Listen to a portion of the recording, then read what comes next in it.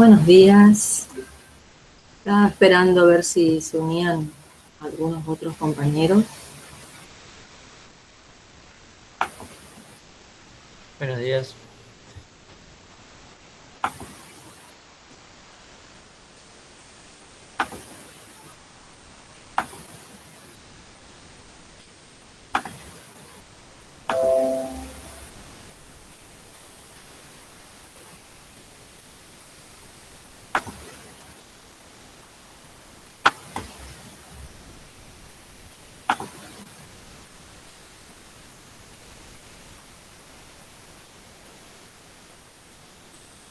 Bueno, les voy a pedir a los que están presentes que vayan anotando en el chat su asistencia.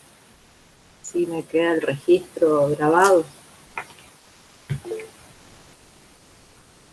Hoy vamos a terminar de ver algunos puntos que nos quedaban de las centrales hidroeléctricas. ¿Están viendo la presentación ahí ustedes? Sí, se ve. Sí, se ve. Bueno. Esto era lo que no tenía. Okay. Tengo que salir.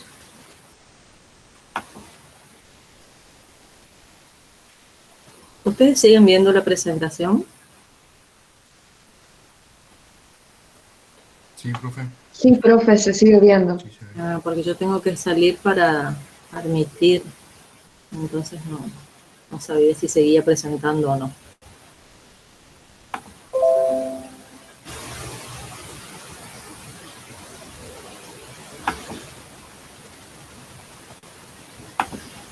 Bueno.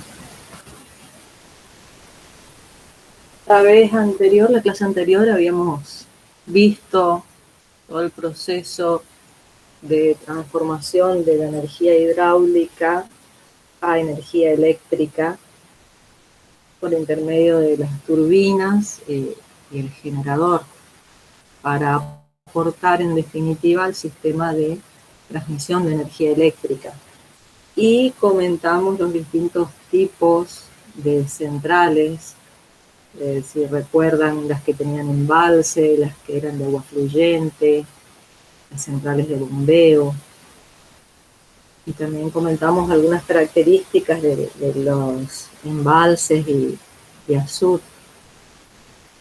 Hoy vamos a comentar así brevemente algunos elementos de la parte de equipamiento electromecánico con la que debe disponerse en estas centrales. Vamos a comenzar hablando de las rejas y los limpiarrejas, porque sabemos que a la entrada de las conducciones de agua hay que instalar rejas para impedir la entrada de objetos o cuerpos sólidos que puedan impactar contra los álabes de las turbinas. Entonces hay que colocar estas rejas y tener en cuenta que el tamaño de los barrotes y la luz que va a haber entre ellos va a depender de la ubicación y de las características del salto de la central en particular. En una obra, en la parte de toma, por ejemplo, cuando está ubicada en el cauce del río, esta reja va a tener que ser robusta, porque podemos encontrarnos con algunos troncos o algunos objetos de gran tamaño o animales muertos. Entonces los barrotes de estas rejas en las obras de toma van a ser barrotes gruesos, de forma rectangular, y van a tener una separación entre 30 a 50 centímetros. También se colocan rejas en la entrada de las tuberías a la cámara de carga, dado que es el camino directo del agua hacia la turbina. Tengo que salir un ratito.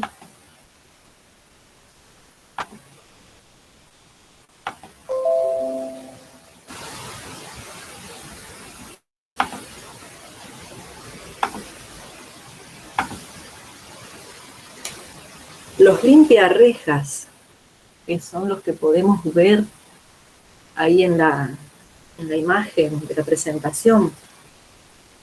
Si la central es una central pequeña, de baja potencia, lo más sencillo es utilizar un rastrillo y limpiarlo manualmente, pero cuando este no es el caso, hay que colocar limpiarrejas automatizados, que como ven ahí en las imágenes son básicamente como un rastrillo que está accionado mediante algún mecanismo y que va a arrastrar la suciedad hasta una canaleta en la parte superior de la cámara de carga.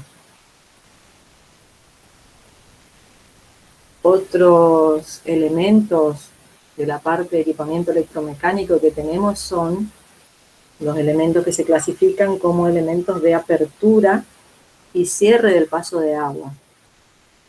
Y en esta categoría tenemos las compuertas, las válvulas, las ataguías. Las compuertas que podemos ver ahí en imágenes se instalan en conducciones de agua, que pueden ser tanto canales como tuberías. Se pueden colocar a la entrada de la obra de toma, a la entrada del canal, a la entrada de la cámara de carga. Tienen la capacidad de poder abrir, cerrar e incluso regular el paso del agua mediante aperturas parciales. Podemos ver que su diseño es diferente y se las puede clasificar en base al movimiento que realizan para cumplir con su función de cierre o de apertura. Por ejemplo, tenemos las que son compuertas de movimiento vertical, que van a tener básicamente van a estar formadas por planchas que pueden ser de madera o de acero, y que van a estar colocadas en forma perpendicular al sentido de circulación de la corriente.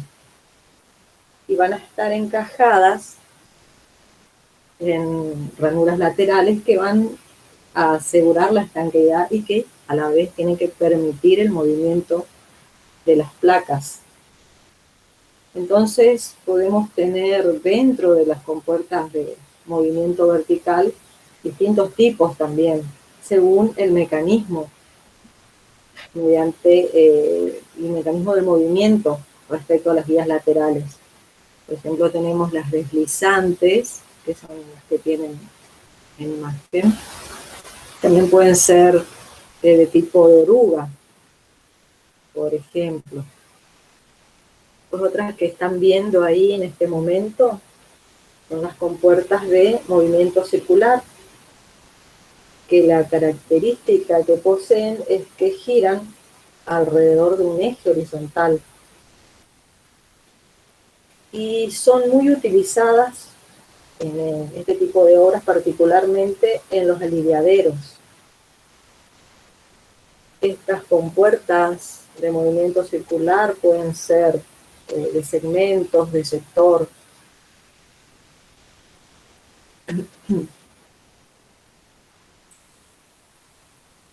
Las válvulas, como saben ya, seguramente lo han visto ya con el ingeniero Lorenzo, el ingeniero Peirano, las válvulas son los elementos de apertura o cierre al paso del agua, que se utilizan en los conductos, en las tuberías. Por lo general se utilizan en posición totalmente abierta o totalmente cerrada, porque en las posiciones intermedias van a producir grandes pérdidas de carga. Ahí tenemos imágenes de 4 tipos de válvulas, de las más empleadas, y las denominaciones.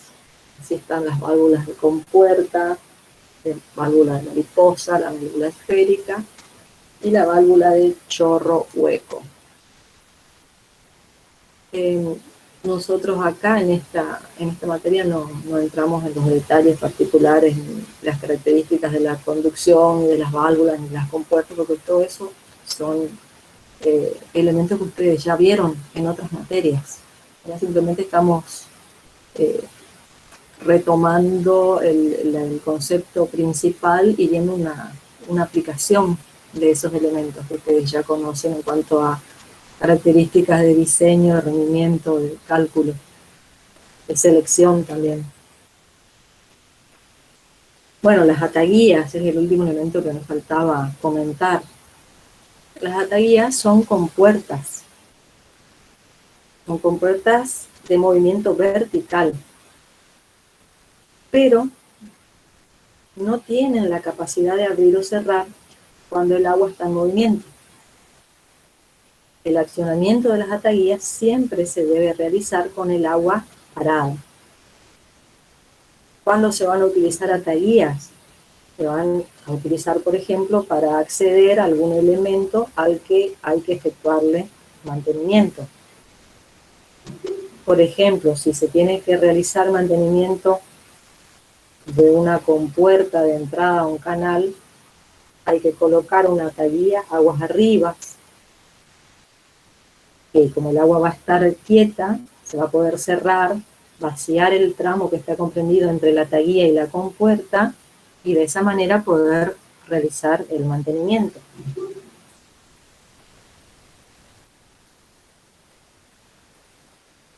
Bueno, en cuanto al equipamiento hidráulico propiamente dicho, también ustedes ya han estudiado todo lo relativo a las turbinas, a la elección del tipo de turbina adecuado. Así que simplemente acá están una imagen de las mismas, de los tipos más utilizados, turbinas Pelton, Francis o Kaplan. Y ustedes ya conocen los elementos constitutivos de cada una de ellas. Una característica importante es el tema de la velocidad de embalamiento en una turbina en la central hidroeléctrica. Porque si una turbina se encuentra funcionando en condiciones de plena carga y se produjera por algún motivo una apertura intempestiva de interruptor de la central, la velocidad que puede llegar a alcanzar la turbina antes de que se corte el suministro de agua puede ser de varias veces su valor nominal. Porque obviamente, ¿qué pasó? Se eliminó de manera brusca el par de freno, que era el generador, y en tanto que el agua sigue circulando. Entonces, el tiempo de corte de la circulación del caudal de agua va a depender del tiempo de reacción de distintos órganos de control que tienen que contar esta máquina.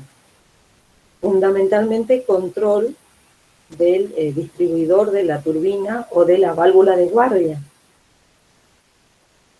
Generalmente, las velocidades alcanzadas pueden llegar al orden del 130 al 180% de la velocidad nominal del grupo. Otro elemento del equipamiento hidráulico son los multiplicadores. Ahí vemos una esquemita. En el mismo eje está la turbina hidráulica, el multiplicador de velocidad y luego el generador. Sabemos entonces que la turbina tiene que arrastrar al generador para que se realice la transformación de energía mecánica a energía eléctrica.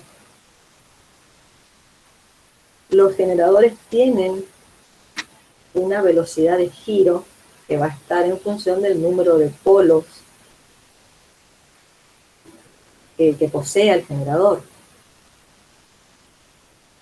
Cuando tenemos el caso de turbinas de pequeñas potencias que trabajan con saltos bajos, la velocidad de giro de la turbina es muy pequeña y va a ser necesario, si mantenemos la velocidad de giro de la turbina, se necesitaría colocar un generador con un gran número de polos entonces sería un generador grande y costoso. Entonces, en esos casos particulares, es indispensable colocar un multiplicador de velocidad, que va a estar ubicado entre la turbina y el generador. Sabemos que la velocidad del generador es fundamental en relación a mantener constante la frecuencia. Bueno, estos son algunos datos nada más, que como les dije no entramos en detalle, pero están relacionados con la selección de la turbina apropiada en función, la primera tabla que aparece es la elección para elegir la turbina según el salto de que se disponga. Después tenemos una tabla en la que nos dice la velocidad de embalamiento según el tipo de turbina. Como yo les, fíjense las Kaplan, la velocidad que puede llegar a alcanzar. Y la otra tabla nos habla de la relación entre el número de polos del grupo hidroeléctrico, del generador, en función de la velocidad de giro, obviamente.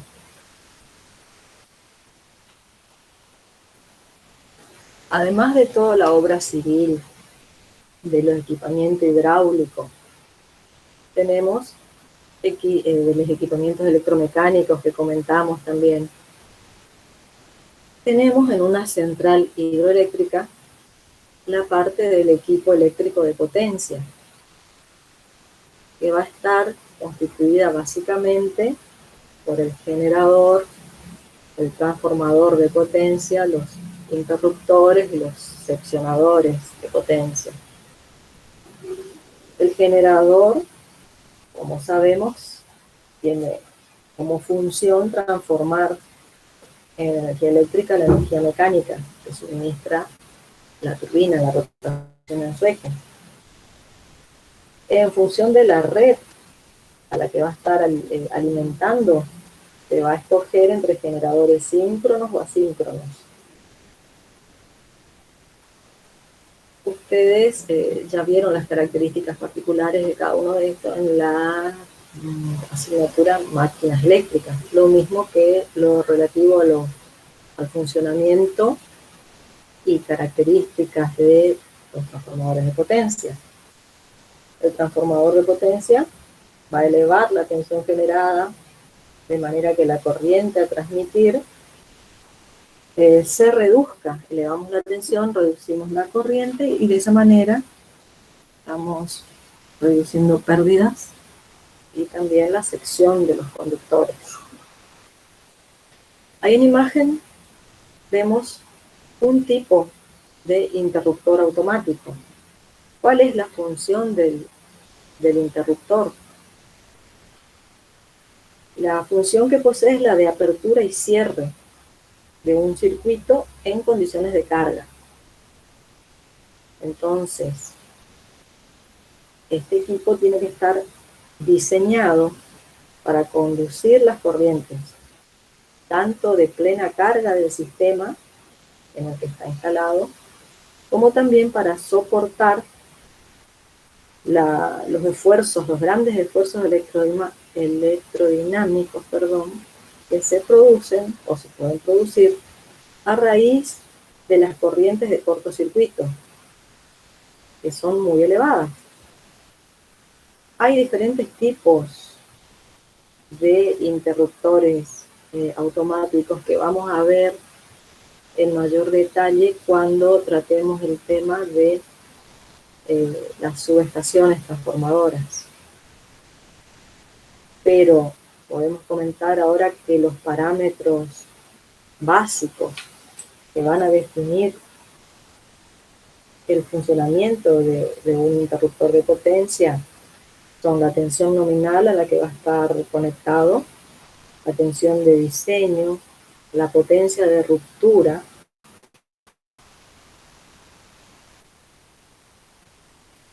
la capacidad de cierre y el tiempo de reenganche. Porque muchas veces se abre un interruptor y el problema que dio origen a la señal, que originó la apertura del mismo, se soluciona rápidamente, entonces tiene que reengancharse, reconectarse en un tiempo que no debe ser muy extenso. Ustedes tengan en cuenta que estamos transmitiendo en alta tensión, entonces se va a formar, cuando se abra el circuito, cuando se produce la ruptura, un arco interesante. Entonces, ¿cómo se realiza esta ruptura? ¿De qué manera? Bueno, se utilizan distintas técnicas, ha ido evolucionando y hay distintos modelos de interruptores que utilizan distintas técnicas de ruptura. Tenemos así los que tienen ruptura en aire comprimido, los que tienen ruptura en aceite y los que producen la ruptura del arco en hexafluoruro de azufre. Que el hexafluoruro de azufre es un gas que no es tóxico y es poco inflamable. Entonces es un sistema muy utilizado en estos interruptores de alta tensión.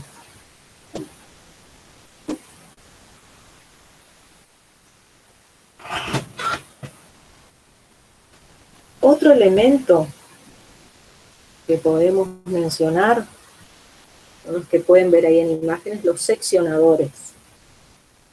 Los seccionadores tenemos en la imagen de la izquierda en posición cerrada y en la imagen de la derecha está los seccionadores en posición de apertura. Son dispositivos de maniobra cuya misión es interrumpir en forma visible la continuidad del circuito. Por eso les remarcaba la imagen que tienen en posición cerrada y en posición abierta. Como ven, a simple vista se puede ver que está abierto el seccionador, cosa que no ocurría con la imagen que vimos anteriormente, que era la imagen del interruptor. Entonces, los seccionadores, como les decía, tienen que interrumpir en forma visible la continuidad del circuito. Pero las maniobras que se realicen con los seccionadores de conexión o de desconexión a la red deben realizarse en vacío. Se pueden clasificar de diferentes maneras, de acuerdo, al nivel de tensión, al tipo de maniobra, al tipo de servicio.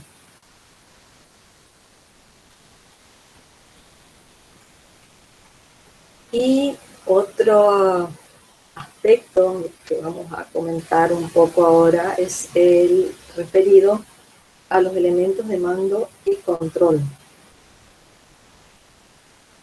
En primer lugar hablamos de la turbina.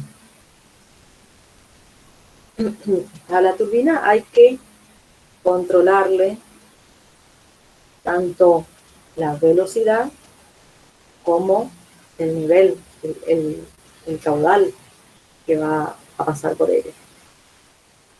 Cuando hablamos de regulación de velocidad podemos entender que en las centrales en las que hay posibilidad de regular el caudal de agua que circula por las turbinas, como son las centrales que tienen embalse, el regulador va a tener la misión de mantener la velocidad en un determinado valor, con independencia de las condiciones de carga. Así, por ejemplo, si se produjera el aumento del par resistente del generador, la turbina va a tender a reducir su velocidad. En ese caso, tiene que actuar el regulador para que esto no ocurra. En esta En esta imagen tenemos un esquema en el que están representadas las partes de un sistema de regulación. Entonces, todo sistema de regulación de velocidad va a tener un mecanismo que va a tener como función detectar las variaciones y las va a contrastar con una señal de corrección, una señal de referencia. Y esa contrastación va a producir el envío de una señal a un accionador que va a ser el encargado de corregir, en el caso que fuera necesario, corregir alguna desviación. Entonces ahí vemos la señal de referencia, la señal actual, el elemento de contrastación, el controlador, donde va a estar el accionador que va a permitir, mediante un servomotor en este caso, abrir o cerrar alguna válvula para controlar el sistema, para controlar la velocidad. Estamos hablando de reguladores de velocidad. La regulación de velocidad en las turbinas en general se puede hablar de tres tipos, que son las que están mencionadas en la imagen: la regulación por caudal, por carga o mixta. Como ya mencionamos, como expliqué recién, en esta imagen estamos hablando de un sistema, las partes básicas de un sistema de regulación de caudal. Entonces va a actuar sobre las válvulas o sobre el distribuidor o sobre el inyector. Y por eso es que tiene que contar con la medición de la velocidad y una retroalimentación para poder ajustar y controlar la posición de estos elementos que van a actuar sobre el caudal directamente que ingresa a las álabes de las turbinas, ¿no? ¿Cómo se van a accionar? Y bueno, hay de distintos tipos. Pueden accionarse de manera mecánica hidráulica, otros que son de accionamiento electrohidráulico, y los más modernos son ya fundamentalmente electrónicos. Cuando se habla de regulación por carga, es una regulación es poco utilizada. El generador, en ese caso,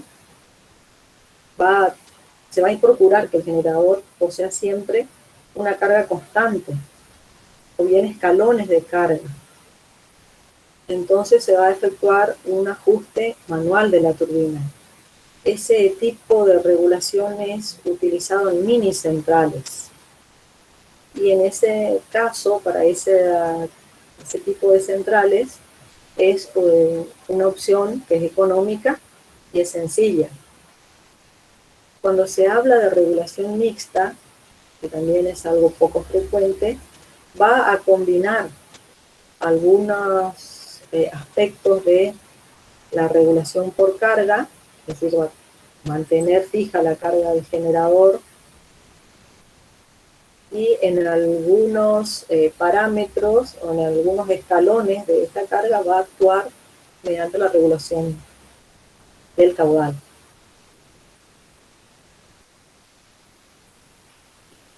El otro tipo de regulación que teníamos como control de la turbina son los reguladores de nivel. Estos reguladores utilizan en el caso de las centrales de agua fluyente. En esas centrales no hay regulación del caudal a turbinar. Entonces, el regulador de nivel va a permitir mantener un nivel constante de agua en la cámara de carga o en el canal. Esto de manera independiente del caudal del río, del caudal que está fluyendo. Cuando se mantiene ese nivel constante en la cámara o en el canal, estamos asegurando el caudal turbinado. Y ese caudal turbinado es el caudal instantáneo disponible. Entonces, en ese caso, la potencia que va a estar inyectando la turbina a la red va a ser el valor de potencia hidráulica disponible.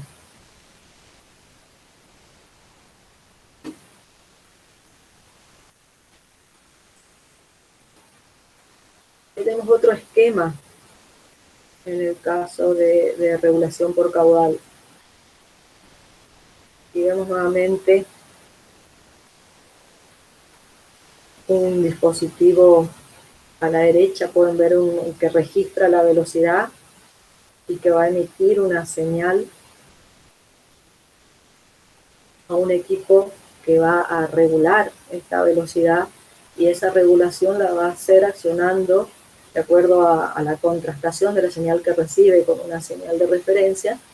Va a accionar un servomotor que en este caso, en este tipo de instalación, va a actuar sobre una válvula. Entonces, de esa manera regulamos el caudal que va a accionar el equipo turbina generador. Básicamente es lo mismo que habíamos visto en el otro diagrama de bloques. No, simplemente que con otra manera de presentarlo, pero responde al mismo principio. El registro de una señal, la contrastación con una señal de referencia, y en función de esa diferencia que se pueda medir, se accionará el servomotor que va a actuar, en este caso, sobre una válvula. También dijimos que en otro tipo de controles podría ser en los distribuidores o en los inyectores.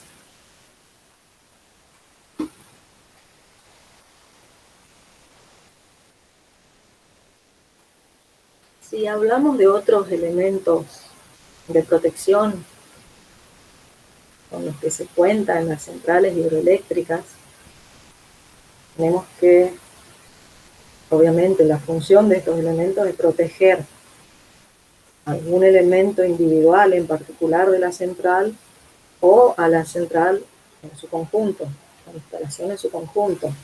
Y vamos a tener redes de tierra que van a evitar que se produzcan diferencias de potenciales peligrosas entre diferentes elementos de la instalación, o que también pueden permitir la evacuación a tierra de las corrientes que se producen a raíz de descargas de origen atmosférico, para que no se produzcan, no se superen los límites de operación que poseen los equipos. También se cuenta con pararrayos. Obviamente la misión es proteger a la instalación frente a perturbaciones debidas a tormentas o a maniobras sobre las instalaciones de transmisión de energía eléctrica, que también podrían dar lugar a sobretensiones peligrosas. Luego tenemos los transformadores de medida y protección. Bueno, estos transformadores tienen como objetivo fundamental separar circuitos de potencia a los que queremos medir los valores de las variables fundamentales, separarlos de los circuitos de medida de protección. Es por eso que estos transformadores van a convertir los valores de alta tensión a otros en baja tensión, que normalmente pueden ser 110 voltios, 5 amperes. De esta manera estamos evitando conectar de manera directa los instrumentos de medida y protección a los valores de alta tensión. Porque imagínense que esto sería peligroso para los operarios y además, en cuanto a los equipos, requeriría instrumentos con un aislamiento especial. Como ustedes ya han visto también esa parte, los transformadores se pueden clasificar en dos tipos. Tenemos los transformadores de aislación o de protección, y los transformadores de medida. Dentro de los transformadores de medida tenemos los transformadores de intensidad, TI, y los transformadores de tensión, OTB. Además de estas protecciones que mencionamos recién, tenemos también otras protecciones. Por ejemplo, tenemos protecciones mecánicas contra los embalamientos de la turbina y del generador.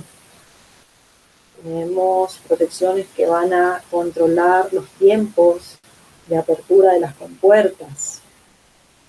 Otras que van a controlar las temperaturas en el transformador y en el generador.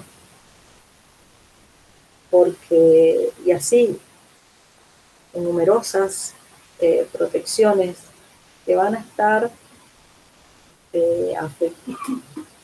controlando los distintos elementos que componen la central, porque pueden producirse perturbaciones, alteraciones, tanto de origen mecánico como de origen eléctrico. Por ejemplo, veíamos el control, les mencionaba el control de temperatura del transformador. Esa es una variable fundamental para el funcionamiento de esta máquina eléctrica. Y ahí tendríamos un origen eléctrico del problema si hubiera un valor muy elevado. Y teníamos también la posibilidad de que existieran perturbaciones de origen mecánico. Eso puede, de los ejemplos que les mencioné, cuando hablaba del control de tiempo de apertura de las compuertas, ahí puede ocurrir una falla mecánica que puede alterar ese tiempo, que va a incidir en el correcto funcionamiento de todo el grupo turbina-generador. Después también podemos mencionar algunas de las protecciones eléctricas. Sabemos que el transformador va a tener protecciones de sobreintensidad, protecciones de sobretensión. Hablamos de las protecciones de temperatura, el relé Buchholz. El generador también va a poseer todo un sistema de protecciones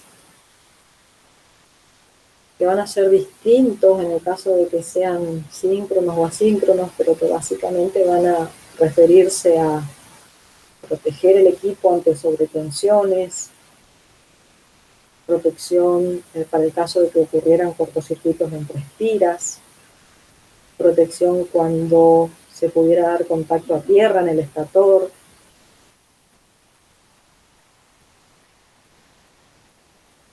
Y así tenemos también, por ejemplo, como otro elemento de las protecciones eléctricas, mencionar que hay protecciones de la línea eléctrica propiamente dicha, y que fundamentalmente en ese tramo del sistema estaríamos hablando de protecciones de sobreintensidad, protecciones de cortocircuito. Habíamos visto que desde el generador a la subestación y de la subestación al sistema de transmisión necesitamos toda esta serie de elementos, de paramentas eléctricos, y parte de estos sistemas es la línea propiamente dicho, la línea de interconexión. Y en último lugar está mencionado los servicios auxiliares. Los servicios auxiliares, como ya vimos en todos los otros tipos de centrales, van a estar constituidos por elementos que, si bien no intervienen directamente en la producción de la energía eléctrica, son necesarios para lograr este proceso. Los servicios auxiliares los podemos clasificar según la tensión de alimentación en servicios que funcionan con corriente alterna y los que funcionan con corriente continua. Y también puede ser otra variable, otra forma de clasificarlos según el grado de seguridad y fiabilidad en la alimentación. En ese caso estamos hablando de servicios auxiliares que son esenciales o servicios auxiliares que son principales pero no esenciales. Aquellos que consideramos esenciales tienen que estar siempre disponibles, por más que ocurra algún defecto o alguna maniobra incorrecta. Hay que asegurarse que a estos servicios nunca les falle la alimentación. Una de las medidas que se toma en este sentido para asegurar el correcto funcionamiento de estos servicios, que deben funcionar aún en caso de que hubiera ausencia de tensión de la red, es alimentarlo mediante baterías en corriente continua. Como ejemplos de estos servicios auxiliares podemos hablar de los equipos de protección y los automatismos que van a permitir el mantenimiento y la puesta en servicio de la central.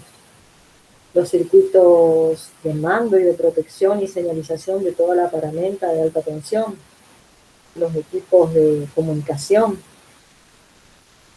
los sistemas de presión del hexafluoruro de azufre que les mencionaba como uno de el gas que se utiliza en uno de los modelos de los interruptores automáticos de alta tensión. En cuanto a los servicios que se clasificaban como seguros o principales, son aquellos que pueden permitir una falta de alimentación de corta duración, pero que si esa falta de alimentación se prolonga, puede tener consecuencias en el correcto funcionamiento, ¿no? Por ejemplo, podemos hablar de la iluminación de emergencia, los servicios que se refieren a los rectificadores para la carga de los sistemas de baterías, los motores que accionan los interruptores, los sistemas de refrigeración del generador, de la turbina, del transformador. Este tipo de servicios auxiliares son principales y pueden alimentarse tanto en alterna como en continua. Esto va a ser ya una decisión en el diseño de cada instalación. Después, una tercera categoría podría considerarse los servicios auxiliares de carácter normal. ¿A qué llamamos servicios auxiliares normales? A los que pueden quedar sin alimentación un periodo de tiempo prolongado sin que el funcionamiento de la central se vea comprometido. En este caso podríamos hablar de la iluminación normal, no la de emergencia, el servicio que alimenta de energía a los puentes grúas, por ejemplo, a la alimentación de algunos sistemas de refrigeración. Como ya mencionamos cuando vimos las otras centrales, todos estos elementos van a estar alimentados, todos estos servicios auxiliares van a tomar la energía a través del denominado transformador de servicios auxiliares. Esos transformadores suelen ir conectados a las barras de media tensión de la central. También puede ser variable la forma, la configuración en la que se realice la alimentación de estos servicios. En algunos casos se pueden alimentar directamente desde el generador, o bien pueden hacerlo a través del transformador de servicios auxiliares. También otra forma de diseño, otra variable que se puede mencionar es está relacionada con la seguridad de alimentación. Entonces, en este caso, va a poder distinguirse sistemas que tienen alimentación no redundantes y otros que sí tienen la característica de ser redundantes con o sin el apoyo de grupos electrógenos. Como pauta general, cuanto más cara y compleja es la central, más complejos van a ser también los métodos de alimentación de los servicios auxiliares. Y por último, queda comentarles respecto a las baterías, que son prácticamente indispensables en todas las centrales eléctricas y que deben estar permanentemente preparadas para actuar, ya que tienen que asegurar el suministro a los elementos de maniobra y a los servicios auxiliares prioritarios. Y hasta aquí llegamos con lo que me había quedado pendiente en la clase anterior relacionado a las centrales hidroeléctricas, pero como pueden ver, estos elementos en realidad los comentamos aquí en las centrales hidroeléctricas, pero corresponden a todas las centrales. En todas ellas tenemos circuitos auxiliares, circuitos de mando, tenemos que controlar de alguna manera la velocidad, la frecuencia, tenemos que contar con protecciones, tiene que haber elementos de medición, así que está colocado en esta central, pero es aplicable y necesario en todas las centrales. ¿Hay alguna pregunta en este tema?